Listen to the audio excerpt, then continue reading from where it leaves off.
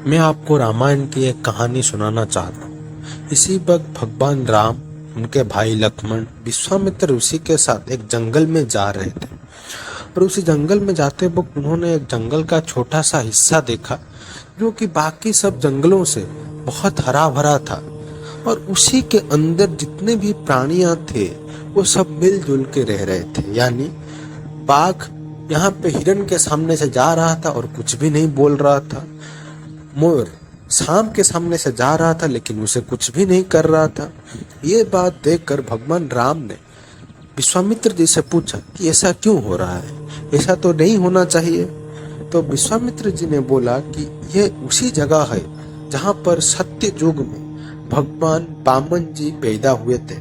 वो इसी जगह उनके माता के गर्भ से पैदा हुए थे, इसीलिए उस जंगल का उस छोटा सा हिस्सा इस तरह बदल गया। इसी बात पर उत्सुक होकर भगवान राम ने विश्वामित्र जी से पूछा कि वामन जी कौन थे और उनकी कहानी बताए।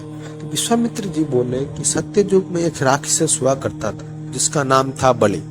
बलि इतना ताकतवर था कि वो पूरा धरती और स्वर्ग अपने कब्जे में ले ली, लेकिन वो बहुत दयालु भी था।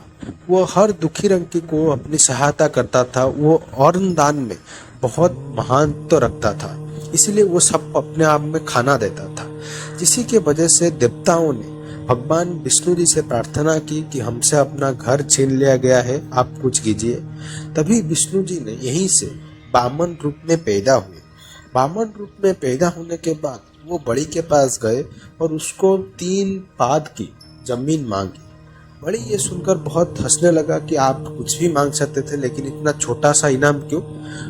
लेकिन ब्राह्मण जी ने बोला कि मुझे वही चाहिए। जब बलि ने बोला कि आप लीजिए, आप अपना पैर आगे बढ़ाइए, तब ब्राह्मण जी ने अपने 2 पैरों से पूरी धरती और आसमान कब्जा कर लिया। और उसके बाद बोला कि मैं तीसरा पैर कहाँ रखूं। बलि ने पूछा कि आपका तीसरा पैर है ही नहीं तो आप रखेंगे कैसे।